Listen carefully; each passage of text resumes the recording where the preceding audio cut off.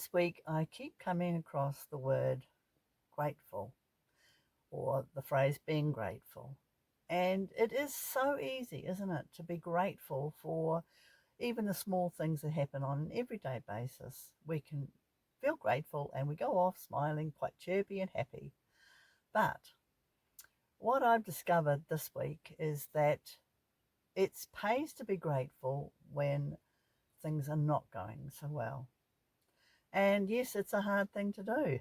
When something's coming along to annoy you and irritate you, it is indeed hard to be grateful for it. Let me tell you a little bit more about what I discovered. So yes, when you're trying to do something and you're getting irritated and frustrated by your efforts, things aren't going well, and you end up feeling grumpy and irritable. And that was me. I was trying to make covers for the inside of the vehicle cab, like the windscreen and the two side windows. Now, I got the materials that I needed to do the job, and I was very happy, and I needed to bond the black foam in between two pieces of Reflectix, I think they call it, or the reflecting material. Anyway, I cut them to size, and I was very happy with that. Went to stick them together, and I was trying to cut them out in a hurry, putting myself under pressure, and knocked over the tin of adhesive halfway through the job, and the knob that allowed me to push down and squirt the adhesive disappeared. I searched everywhere. I knocked it over and it bounced and the knob flew off, but it was only a small radius. But do you think I could find it anywhere? So when you're doing something like that and you're halted in your endeavours, shall we say, those sort of things can make you really irritable because you're put yourself under a time constraint of doing the job and finishing it. And I wanted to have it done for dark. So I'm my own boss technically. I can say when the job needs to be done or not. And putting myself under that pressure to complete it by the end of the day was being unrealistic. I was rushing, and in that process of rushing, I knocked the spray off and halted all work anyway. So what I had to do was finish the main windscreen, which I did, and that was that. So the danger is at that point in time is feeling the old victim. And that rears its head a lot in my life, whereas in actual fact, no one was making me do anything by a certain time. I was making myself try to achieve a goal that was really unrealistic. So that battle with that victim mode is self-inflicted.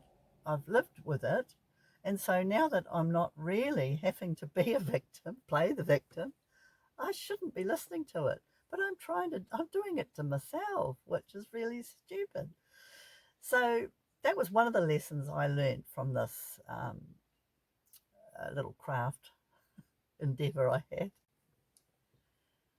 The thing is, I had to try and tell myself that I have to give gratitude for those things that are happening to me that cause me to feel grumpy maybe initially, but it's giving me the opportunity to look at it more closely and say, well, that thing happened. It was my own fault. And getting annoyed about it and putting pressure on myself wasn't going to fix it. Now, old habits die hard. And I've spent many years forming these bad habits, and they're not going to go away overnight. I have to replace those bad habits with some good ones. Now, the hardest thing of all is to actually remember to do this, because we have got these habits of just reacting to certain situations because of past experiences. Now, I have to learn that all things, good and bad, I need to give thanks for. Now, the other thing is that some of these things happen as a warning. They are intuitive. And sometimes when you're doing something, we keep getting held up, there's problems coming in left, right, and centre, and we've got to be somewhere, say, and everything's going wrong. The car may not start, or they've got a flat tyre, or whatever's been put in your way that you need to tend to before you can leave may be there to actually help you. And it may save you from having an accident or from being in the right place at the right time to meet someone who's going to give you some sort of opportunity, or there'll be a little word of advice that you hear someone say that you needed on that day. So there is a time for discernment, and we need to listen to our gut feelings, because those gut feelings are always valid. They're never wrong, I've found. So two things are happening. One is the act of something just breaking or just requiring fixing. We need to attend to it in some way. So we have to decide, is it something that we can fix? And by doing so, we gain confidence, and it's a challenge, and we can feel good at the end of the day when we have tackled that problem to fix it, whatever it might be. Or is it something forcing us on a different path, forcing us to take a different direction because that obstacle has come in our way, and it's something that just doesn't require fixing. I could give you so many different examples. I'll be here all day. But yeah, basically there's these two different things. We have to discern which one is it. And either way, we can give thanks for it. Thanks for the opportunity to show that we are capable of fixing something, changing it, or giving thanks for a change in direction. Now, in my instance of yesterday, which I was speaking about, that was a change of direction. There wasn't anything I could fix. The knob had fallen off the can. I couldn't find it. So I had to change my direction. Even though I was hell-bent on that path, I had to change my direction.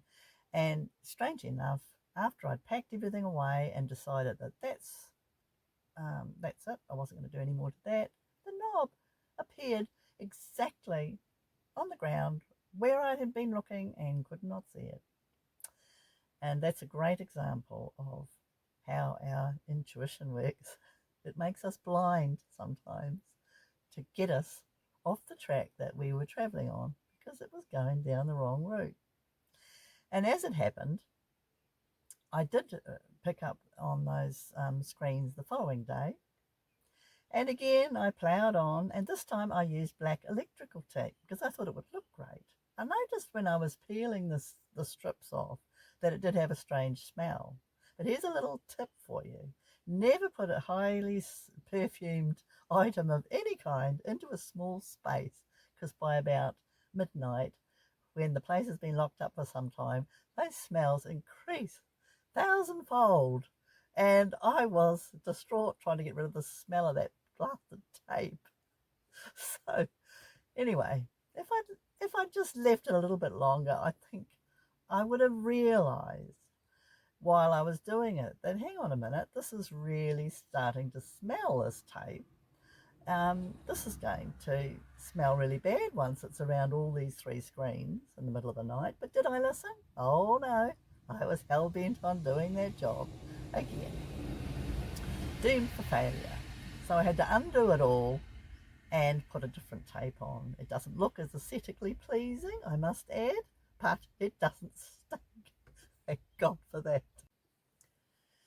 So yes, every day is a lesson for us to be educated, change paths, and head in a good direction. Any day we can change our path and move in a better and more healthier direction. Now, the hardest thing I find is to remember. Like I said earlier, habits take a long time to form, and they take just as long to get rid of.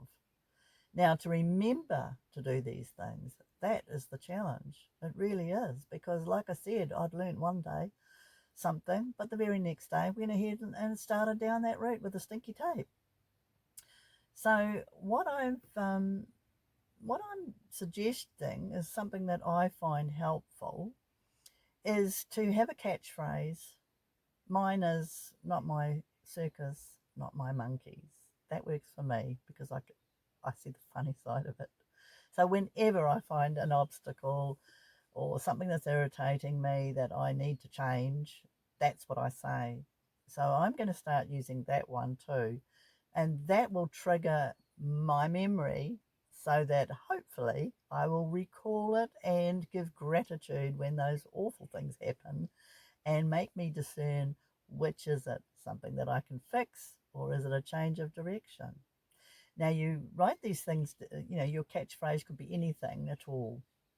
um, whatever will resonate with you and will remind you to to give thanks, and put it in strategic places like in the toilet, in the car, in beside your bed, or in your wallet, phone, purse, wherever you will see it on a regular basis. And that's the only way I can find to remind me. I haven't got anyone here I can say, hey, can you give me a prod every time I do this? Or they would forget anyway, probably. But yes, it's your personal responsibility to try and pull yourself up, and that is the only way I can form a new habit, is by having that little catchphrase that when I feel myself going down that negative path, I can say, hang on a minute, not my circus, not my monkeys. And then that turns me around, and I can reevaluate the situation and put my practices into place. So, the challenge for me this week, and for you too, if you want to join me, is to start being grateful for everything. For the easy ones, which are the great things that come along each day, when the sun's shining, not like it is today, it's raining again. But yes, being grateful, more importantly, for those other annoying things, because they're either there to give you a challenge and make you feel good about yourself, or even better, a sign that you're not on the right path and you need to go off on another direction. So join me, and bless you all. I hope you have a wonderful week. I intend to. I'm being very optimistic. So bye for now.